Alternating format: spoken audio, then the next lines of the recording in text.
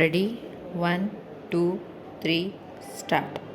ದಿನಾಂಕ 5ನೇ ಜುಲೈ 2018 ಕರ್ನಾಟಕ ರಾಜ್ಯದ ಸನ್ಮಾನ್ಯ ಮುಖ್ಯಮಂತ್ರಿಗಳಾದ ಶ್ರೀ ಎಚ್.ಡಿ.ಕೆ. ಕುಮಾರಸ್ವಾಮಿಯವರು 2018-19ನೇ ಸಾಲಿನ ಆಯವ್ಯಯ ಮುಂಗಡ ಪತ್ರವನ್ನು ಈ ರೀತಿ ಮಂಡಿಸಿದರು. ಇದು ನಮ್ಮ ಮೈತ್ರಿ ಸರ್ಕಾರದ ಪ್ರಥಮ ಮುಂಗಡ ಪತ್ರ. ಮೈತ್ರಿ ಸರ್ಕಾರದ ಒಲವು ನಿಲುವುಗಳು, ಕನಸು ನನಸುಗಳು, ಸಂಕಷ್ಟ ಸವಾಲುಗಳು ಇದರಲ್ಲಿ ಪ್ರತಿಬಿಂಬಿತವಾಗಿವೆ. ದಿನಾಂಕ 12ನೇ ಮೇ ಮಾಹೆ 2018 ನಡೆದ 15ನೇ ವಿಧಾನಸಭಾ ಚುನಾವಣೆಯು ಕರ್ನಾಟಕದ ದಿಕ್ಸೂಚಿಯನ್ನೇ ಬದಲಿಸಿದೆ. ಚುನಾವಣೆಗೆ ಮುನ್ನ ಪರಸ್ಪರ ಸೆಣಸಾಡಿದ ಎರಡು ರಾಜಕೀಯ ಪಕ್ಷಗಳು ಫಲಿತಾಂಶದ ನಂತರ ಮೈತ್ರಿ ಸಾಧಿಸಿ ಸರ್ಕಾರ ರಚಿಸಿರುವುದು ಪ್ರಜಾಪ್ರಭುತ್ವದ ಒಂದು ಸೊಬಗು. ಬದಲಾಗುತ್ತಿರುವ ರಾಜಕೀಯ ಪರಿಸ್ಥಿತಿಯಲ್ಲಿ ರಾಷ್ಟ್ರ ಮಟ್ಟದಲ್ಲಿ ಹಾಗೂ ರಾಜ್ಯಗಳಲ್ಲಿ ಮೈತ್ರಿ ಸರ್ಕಾರಗಳು ಅನಿವಾರ್ಯವಾಗುತ್ತಿವೆ. ಈ ಹಿನ್ನೆಲೆಯಲ್ಲಿ ನಾವು ರಾಜ್ಯ ಮೈತ್ರಿ ಸರ್ಕಾರದ ಅನಿವಾರ್ಯತೆ ಮತ್ತು ಅಗತ್ಯದ ವಾಸ್ತವತೆಯನ್ನು ಒಪ್ಪಿಕೊಂಡಿದ್ದೇವೆ. ಸಮನ್ವಯ ಸಮಿತಿಯ ಆಶಯದಂತೆ ಎರಡು ಪಕ್ಷಗಳ ಪ್ರಣಾಳಿಕೆಗಳ ಪ್ರಮುಖ ಅಂಶಗಳನ್ನು ಆಧರಿಸಿ ಸಾಮಾನ್ಯ ಕನಿಷ್ಠ ಕಾರ್ಯಕ್ರಮಗಳನ್ನು ರೂಪಿಸಿ ಅನುಷ್ಠಾನಗೊಳಿಸಲಿದ್ದೇವೆ. ಮೈತ್ರಿ ಸರ್ಕಾರದ ಸುಲಲಿತ ಚಾಲನೆಗಾಗಿ ನಾವು ರೂಪಿಸಿಕೊಂಡಿರುವ ಮೈತ್ರಿ ಧರ್ಮಕ್ಕೆ ಅನುಗುಣವಾಗಿ ಮುನ್ನಡೆದು ಕರ್ನಾಟಕದ ಸರ್ವಾಂಗೀಣ ಅಭಿವೃದ್ಧಿಯನ್ನು ಸಾಧಿಸುತ್ತೇವೆ ಎಂದು ತಿಳಿಸಿದ್ದರು. ಹೊಸ ಸರ್ಕಾರ ರಚನೆಯಾದಾಗ ಜನರು ಸಹಜವಾಗಿ ಸರ್ಕಾರದಿಂದ ಸಾಕಷ್ಟು ನಿರೀಕ್ಷೆಗಳನ್ನು ಇಟ್ಟುಕೊಂಡಿದ್ದಾರೆ. ನಾವು ಜನರ ನಿರೀಕ್ಷೆಗಳನ್ನು ಹುಸಿಗೊಳಿಸದೆ ಅವರ ಆಶಯಗಳನ್ನು ಈಡೇರಿಸಲು ಪ್ರಾಮಾಣಿಕವಾಗಿ ಪ್ರಯತ್ನಿಸುತ್ತೇವೆ. ಈಗ ನಮ್ಮ ಮೈತ್ರಿ ಸರ್ಕಾರದ ಮುಂದೆ ರೈತರ ಸಾಲ ಮನ್ನಾ ಭರವಸೆಯಂತಹ ಬೃಹತ್ ಸವಾಲಿದೆ. ಇದನ್ನು ಈಡೇರಿಸಲು ಅಗತ್ಯವಿರುವ ಸಂಪನ್ಮೂಲ ಸಂಗ್ರಹಣೆ ನಮ್ಮ ಸರ್ಕಾರದ ಪ್ರಥಮ ಆದ್ಯತೆಯಾಗಿದೆ. ಇದಕ್ಕಾಗಿ ನಾವು ಲಭ್ಯವಿರುವ ಸಂಪನ್ಮೂಲಗಳನ್ನು ಒಗ್ಗೂಡಿಸಲು ಈಗಾಗಲೇ ಕಾರ್ಯಪ್ರವೃತ್ತರಾಗಿದ್ದೇವೆ. ಈ ನಿಟ್ಟಿನಲ್ಲಿ ಸರ್ಕಾರದ ಅನಗತ್ಯ ದುಂದುವೆಚ್ಚಗಳಿಗೆ ಕಡಿವಾಣ ಹಾಕಲು ನಾನು ಮುಖ್ಯಮಂತ್ರಿಗಳ ಸಚಿವಾಲಯದಿಂದಲೇ ಮಿತವ್ಯಯದ ನಡೆಗಳನ್ನು ಆರಂಭಿಸಿದ್ದೇನೆ. ನನ್ನ ಸಹೋದ್ಯೋಗಿ ಸಚಿವರುಗಳು ಸಹ ಮಿತವ್ಯಯದ ವಿಷಯದಲ್ಲಿ ನನ್ನ ನಡೆಗಳನ್ನು ಅನುಸರಿಸಿರುತ್ತಾರೆ ಎನ್ನುವ ವಿಶ್ವಾಸ ನನಗಿದೆ ಎಂದರು. ಕರ್ನಾಟಕವು ಹಲವಾರು ಕ್ಷೇತ್ರಗಳಲ್ಲಿ ರಾಷ್ಟ್ರದಲ್ಲಿಯೇ ಮುಂಚೂಣಿ ರಾಜ್ಯವಾಗಿದೆ. ಆದರೆ ನಾವು ಇಷ್ಟಕ್ಕೆ ಸಂತೃಪ್ತರಾಗದೆ ಇನ್ನೂ ಹಲವಾರು ವಲಯಗಳಲ್ಲಿ ಮುಂಚೂಣಿ ರಾಜ್ಯವಾಗಲು ಪ್ರಯತ್ನಿಸಬೇಕಾಗಿದೆ. ಕರ್ನಾಟಕದ ಸರ್ವಾಂಗೀಣ ಅಭಿವೃದ್ಧಿಗೆ ಎಲ್ಲ ವಲಯಗಳಲ್ಲಿಯೂ ಸಮಾನ ಬೆಳವಣಿಗೆ ಹಾಗೂ ಸಮಗ್ರ ಪ್ರಗತಿಯಾಗಬೇಕು. ಈ ದಿಕ್ಕಿನಲ್ಲಿ ನಾವು ಕೃಷಿ ಮತ್ತು ಕೈಗಾರಿಕಾ ವಲಯದ ಬೆಳವಣಿಗೆಗೆ ಮತ್ತಷ್ಟು ಚೈತನ್ಯವನ್ನು ತುಂಬುತ್ತೇವೆ. ಇತ್ತೀಚಿನ ವರ್ಷಗಳಲ್ಲಿ ರಾಜ್ಯ ಅಭಿವೃದ್ಧಿಗೆ ಹೆಚ್ಚಿನ ಕೊಡುಗೆ ನೀಡುತ್ತಿರುವ ಸೇವಾ ವಲಯಕ್ಕೆ ಕೂಡ ವಿಶೇಷ ಉತ್ತೇಜನ ನೀಡುತ್ತೇವೆ. ಕರ್ನಾಟಕ ಬಹಳ ಹಿಂದಿನಿಂದಲೂ ಆರ್ಥಿಕ ಶಿಸ್ತನ್ನು ಕಾಪಾಡಿಕೊಂಡು ಬಂದಿರುವ ರಾಜ್ಯ. ಈ ಹಿನ್ನೆಲೆಯಲ್ಲಿ ರೈತರ ಸಾಲ ಮನ್ನದಂತಹ ಕಠಿಣ ಸವಾಲನ್ನು ಎದುರಿಸುವ ಸಂದರ್ಭದಲ್ಲಿಯೂ ಸಹ ನಮ್ಮ ಮೈತ್ರಿ ಸರ್ಕಾರ ಆರ್ಥಿಕ ಶಿಸ್ತಿಗೆ ಬದ್ಧವಾಗಿ ನಡೆಯುತ್ತಿದೆ ಎನ್ನುವ ಭರವಸೆಯನ್ನು ನಾನು ಈ ಗೌರವಾನ್ವಿತ ಸದನಕ್ಕೆ ನೀಡಬಯಸುತ್ತೇನೆ. ಯಾವುದೇ ಸರ್ಕಾರ ತಾಯಿ ಗೃಹ ಹೊಂದಿರಬೇಕು ಎನ್ನುವುದು ನನ್ನ ನಂಬಿಕೆ.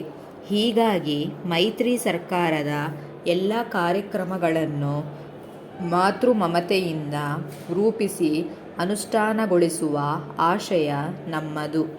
ಈ ಹಿಂದಿನ ಸರ್ಕಾರದ ಜನಪರ ಯೋಜನೆಗಳು ಮತ್ತು ಕಾರ್ಯಕ್ರಮಗಳಿಗೆ ಮತ್ತಷ್ಟು ಚೈತನ್ಯ ತುಂಬಿ ಮುಂದುವರಿಸುವುದು ಮೈತ್ರಿ ಸರ್ಕಾರದ ಪ್ರಮುಖ ಧ್ಯೇಯವಾಗಿದೆ. ಗ್ರಾಮೀಣ ಕರ್ನಾಟಕದಲ್ಲಿ ಹೊಸ ಕನಸುಗಳನ್ನು ಬಿತ್ತಿ ಬೆಳೆಯುವುದು ನಮ್ಮ ಬಯಕೆ. ಯುವ ಸಮುದಾಯದಲ್ಲಿ ಚೈತನ್ಯ ಚಿಮ್ಮಿಸುವುದು ನಮ್ಮ ಆಸೆ. ಮಹಿಳೆಯರ ಅಂಗಳದಲ್ಲಿ ತಂಗಾಳಿ ತರುವುದು ನಮ್ಮ ಆಕಾಂಕ್ಷೆ. ರೈತಾಪಿ ಜನರು ಬದುಕಿನಲ್ಲಿ ನೆಮ್ಮದಿ ಮೂಡಿಸುವುದು ನಮ್ಮ ಸಂಕಲ್ಪವೆಂದರು. ರಾಜ್ಯವು 4ನೇ ಹಣಕಾಸು ಆಯೋಗವನ್ನು 2015ರಲ್ಲಿ ರಚಿಸಿತು. ಈ ಆಯೋಗವು ರಾಜ್ಯದ ಎಲ್ಲ ಜಿಲ್ಲೆಗಳಿಗೆ ಭೇಟಿ ನೀಡಿ ಪಂಚಾಯತ್ ರಾಜ್ಯ ಮತ್ತು ನಗರ ಸ್ಥಳೀಯ ಸಂಸ್ಥೆಗಳ ಜನಪ್ರತಿನಿಧಿಗಳು, ಅಧಿಕಾರಿಗಳು ಹಾಗೂ ಜನಸಾಮಾನ್ಯರ ಅಭಿಪ್ರಾಯಗಳನ್ನು ಪಡೆದು ಅದನ್ನು ಪರಿಶೀಲಿಸಿ ತನ್ನ ಅಂತಿಮ ವರದಿಯನ್ನು ನೀಡಿರುತ್ತದೆ. ಆಯೋಗವು ತನ್ನ ಶಿಫಾರಸನ್ನು 2018-19ರಿಂದ 2022-23ರವರೆಗೆ 5 ವರ್ಷಗಳ ಅವಧಿಗೆ ಸಲ್ಲಿಸಿದೆ. 4ನೇ ರಾಜ್ಯ ಹಣಕಾಸು ಆಯೋಗವು ಮುಖ್ಯವಾಗಿ ಈ ಕೆಳಕಂಡ ಅಂಶಗಳನ್ನು ತನ್ನ ವರದಿಯಲ್ಲಿ ಶಿಫಾರಸು ಮಾಡಿದೆ. ರಾಜ್ಯದ ಸ್ವಂತ ತೆರಿಗೆಯಲ್ಲಿ ಸ್ಥಳೀಯ ಸಂಸ್ಥೆಗಳ ಪಾಲನ್ನು ರಾಜ್ಯ ಸಾಲರಹಿತ ಸ್ವಂತ ರಾಜಸ್ವ ಸ್ವೀಕೃತಿಗಳ ಆಧಾರದ ಮೇಲೆ ನಿರ್ಧರಿಸಲಾಗುತ್ತದೆ. ಅದರಂತೆ ಆಯೋಗವು ರಾಜ್ಯದ ಸ್ವಂತ ತೆರಿಗೆಯಲ್ಲಿ ಸ್ಥಳೀಯ ಸಂಸ್ಥೆಗಳ ಪಾಲನ್ನು ಶೇಕಡ 40ರಿಂದ ಶೇಕಡ 48ಕ್ಕೆ ಹೆಚ್ಚಿಸಲು ಶಿಫಾರಸು ಮಾಡಿದೆ. ಅಂದರೆ 5 ವರ್ಷಗಳ ಅವಧಿಗೆ ಪಂಚಾಯತ್ ರಾಜ್ ಮತ್ತು ನಗರ ಸ್ಥಳೀಯ ಸಂಸ್ಥೆಗಳು ಒಟ್ಟು ರಾಜಸ್ವ ಪಾಲು ಶೇಕಡ 48ರಷ್ಟಾಗಿರುತ್ತದೆ. ಈ ಶಿಫಾರಸನ್ನು 2018-19ರಿಂದ 2022-29ರವರೆಗೆ 5 ವರ್ಷಗಳ ಅವಧಿಗೆ ಹಂತ ಹಂತವಾಗಿ ಅನುಷ್ಠಾನಗೊಳಿಸಲು ನಮ್ಮ ಸರ್ಕಾರವು ನಿರ್ಧರಿಸಿದೆ. ರೈತರ ಕೃಷಿ ಸಾಲ ಮನ್ನಾ ಮತ್ತು ಸರ್ಕಾರಿ ನೌಕರರ ವೇತನ ಪರಿಷ್ಕರಣೆಯಿಂದಾಗಿ ಉಂಟಾಗಿರುವ ಆರ್ಥಿಕ ಹೊರೆಯ ನಡುವೆಯೂ ಕೂಡ ನಮ್ಮ ಸರ್ಕಾರವು ರಾಜ್ಯ ಅಭಿವೃದ್ಧಿ ಯೋಜನೆಗಳಿಗೆ ಸಂಪನ್ಮೂಲ ಕೊರತೆ ಉಂಟಾಗದಂತೆ ಆರ್ಥಿಕ ನಿರ್ವಹಣೆ ಮಾಡಲು ಹಾಗೂ ಕರ್ನಾಟಕ ಮಿತಿಯ ಹೊಣೆಗಾರಿಕೆ ಅಧಿನಿಯಮ 2002ರಲ್ಲಿ ಸೂಚಿಸಿರುವ ವಿತ್ತೀಯ ಸೂಚ್ಯಂಕಗಳ ಮಿತಿಯೊಳಗೆ ಆಯವ್ಯಯಗಳನ್ನು ಮಂಡಿಸಲು ಪ್ರಯತ್ನ ಮಾಡಿದೆ. ತಮ್ಮ ಮೈತ್ರಿ ಸರ್ಕಾರದ ನಿಕಟಪೂರ್ವ ಸರ್ಕಾರವು ರಾಜ್ಯದ ಪ್ರಗತಿಗಾಗಿ ಹಲವಾರು ಜನಪರ ಕಾರ್ಯಕ್ರಮಗಳನ್ನು ರೂಪಿಸಿ ಯಶಸ್ವಿಯಾಗಿ ಅನುಷ್ಠಾನಗೊಳಿಸಿದೆ. ಇದನ್ನು ನಾನು ಇಲ್ಲಿ ಸ್ಮರಿಸಿಕೊಳ್ಳುತ್ತಾ, ಈ ಹಿಂದೆ 16ನೇ ಫೆಬ್ರವರಿ 2018-19ರಲ್ಲಿ ಸದನದಲ್ಲಿ ಮಂಡಿಸಿದ್ದ ಆಯವ್ಯಯದಲ್ಲಿ ಘೋಷಿಸಿರುವ ಎಲ್ಲ ಕಾರ್ಯಕ್ರಮಗಳನ್ನು ಮುಂದುವರಿಸುತ್ತೇನೆ. ಕರ್ನಾಟಕವನ್ನು ಹಸಿವು ಮುಕ್ತಗೊಳಿಸುವ ಆಶಯದ ಅನ್ನಭಾಗ್ಯ ಯೋಜನೆಯ ಬಡತನ ರೇಖೆಗಿಂತ ಕೆಳಗಿರುವ 4 ಕೋಟಿ ಜನರಿಗೆ ಆಹಾರ ಧಾನ್ಯವನ್ನು ಉಚಿತವಾಗಿ ವಿತರಿಸಿ ಬಡವರ ಹಸಿವನ್ನು ನೀಗಿಸಿದೆ. ಬಡ ಜನರು ಅನ್ನಕ್ಕಾಗಿ ಯಾರ ಮುಂದೆಯೂ ಕೈ ಚಾಚದೆ ಸ್ವಾಭಿಮಾನದಿಂದ ಬದುಕಬೇಕು ಎನ್ನುವ ಉದಾತ್ತ ಧ್ಯೇಯದ ಯೋಜನೆಯನ್ನು ಜಾರಿಗೊಳಿಸಿದ ಏಕೈಕ ರಾಜ್ಯ ಕರ್ನಾಟಕ ಎನ್ನುವುದು ನಮ್ಮ ಹೆಗ್ಗಳಿಕೆ. ಶಾಲಾ ಮಕ್ಕಳ ಅಪೌಷ್ಟಿಕತೆಯನ್ನು ನಿವಾರಿಸುವ ಉದ್ದೇಶದ ಕ್ಷೀರಭಾಗ್ಯ ಯೋಜನೆಯು ಅಂಗನವಾಡಿ ಮತ್ತು ಶಾಲಾ ಮಕ್ಕಳಿಗೆ ವಾರದಲ್ಲಿ 5 ದಿನ ಉಚಿತವಾಗಿ ಬಿಸಿ ಹಾಲು ವಿತರಿಸಿ ರಾಷ್ಟ್ರದ ಗಮನ ಸೆಳೆದಿದೆ. ಇದರಿಂದ ಶಾಲಾ ಮಕ್ಕಳಲ್ಲಿ ಪೌಷ್ಟಿಕತೆ ವೃದ್ಧಿಯಾಗುತ್ತಿದ್ದು, ಅವರು ಆಟಪಾಠಗಳಲ್ಲಿ ಹೆಚ್ಚು ಕ್ರಿಯಾಶೀಲರಾಗಿದ್ದಾರೆ. ಪಾರಂಪರಿಕ ಇಂಧನ ಮೂಲಗಳ ಜೊತೆಗೆ ನವೀಕರಿಸಬಹುದಾದ ಇಂಧನಗಳ ಮೂಲಕ ಕೂಡ ರಾಜ್ಯದಲ್ಲಿ ಹೆಚ್ಚಿನ ವಿದ್ಯುತ್ ಉತ್ಪಾದನೆಗೆ ಕರ್ನಾಟಕವು ಉತ್ತೇಜನ ನೀಡುತ್ತಿದೆ. ಇದಕ್ಕಾಗಿ ಸೌರ ಶಕ್ತಿ ನೀತಿಯನ್ನು ರೂಪಿಸಲಾಗಿದ್ದು, 2300 ಮೆಗಾವ್ಯಾಟ್ ಸೌರ ವಿದ್ಯುತ್ ಉತ್ಪಾದನೆಯಾಗುತ್ತಿದೆ.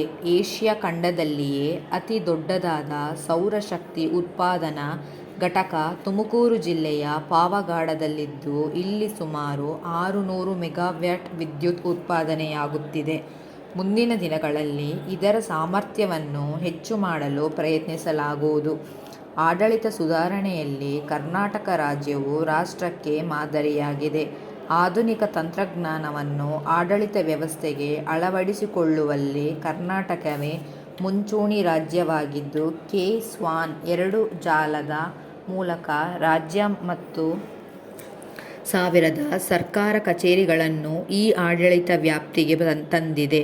ಖಜಾನೆ 2 ಮೂಲಕ ಸರ್ಕಾರಿ ಹಣ ಪಾವತಿ ವ್ಯವಸ್ಥೆಯನ್ನು ಸರಳೀಕರಿಸಿ ಪಾರದರ್ಶಕ ಮಾಡಿ ಹಣಕಾಸು ನಿರ್ವಹಣೆ ದಕ್ಷತೆಯನ್ನು ಹೆಚ್ಚಿಸಲಾಗಿದೆ. ಬೆಂಗಳೂರಿನ ನಮ್ಮ ಮೆಟ್ರೋ ರೈಲು ಯೋಜನೆ ರಾಷ್ಟ್ರದಲ್ಲಿಯೇ ಅತ್ಯುತ್ತಮವಾಗಿದ್ದು, ಮೊದಲ ಹಂತದಲ್ಲಿ 42 ಕಿಲೋಮೀಟರ್ ಲೋಕಾರ್ಪಣೆಗೊಂಡಿದೆ.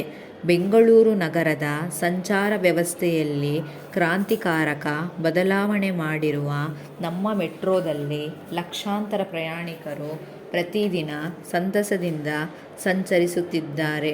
ಮೆಟ್ರೋ ರೈಲಿನಿಂದಾಗಿ ಬೆಂಗಳೂರು ನಗರದ ವಾಹನ ದಟ್ಟಣೆ ಸಾಕಷ್ಟು ಸುಧಾರಿಸಿದೆ.